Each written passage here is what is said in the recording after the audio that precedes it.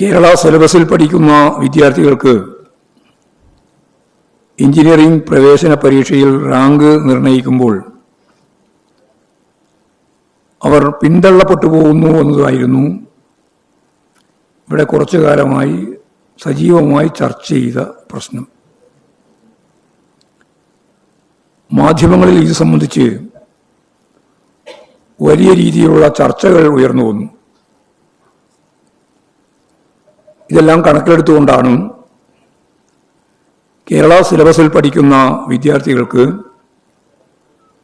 കൂടുതൽ അവസരം ലഭിക്കുക എന്ന കാഴ്ചപ്പാടിൻ്റെ അടിസ്ഥാനത്തിൽ ടീം പ്രവേശന പരീക്ഷയിൽ മാർക്ക് ലഭിക്കുന്നതുമായി ബന്ധപ്പെട്ട ചില ക്രമീകരണങ്ങൾ നടത്തിയത്. അത് കേരള സിലബസിൽ പഠിക്കുന്ന വിദ്യാർത്ഥികളെ അവർ കുറേ കാലമായിട്ട് ഉന്നയിക്കുന്ന ആവശ്യവുമായിരുന്നു. ആ പോരായ്മ പരിഹരിക്കുന്നതിനുള്ള ഇടപെടലാണ് ഗവൺമെൻറ് ഭാഗത്തുനിന്ന് ഉണ്ടായത്.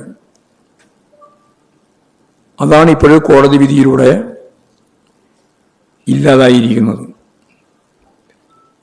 ഇതെല്ലാം പരിശോധിച്ച് ഭാവിയിൽ കേരള സിലബസിലെ വിദ്യാർത്ഥികൾക്ക് പിന്തള്ളപ്പെടാതെ പോകുന്നതിനുള്ള സമീപനം, അതിനുതകുന്ന രീതിയിലുള്ള നിലപാടുകൾ സർക്കാർ സ്വീകരിക്കേണ്ടതാണ് എന്ന് തന്നെയാണ് ഞങ്ങളുടെ അഭിപ്രായം. ഇപ്പോൾ രണ്ടും തമ്മിലുള്ള താരതമ്യം പുറത്തു വരികയുണ്ടായി.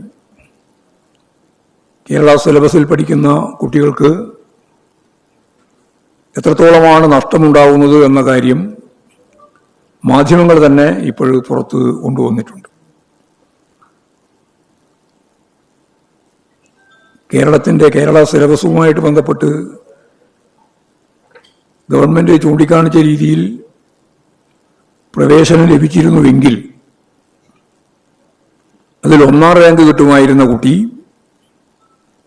ഇപ്പോൾ 7ാം റാങ്കുകാരനായിട്ട് പിന്തള്ളുകയാണ് ചെയ്തത്.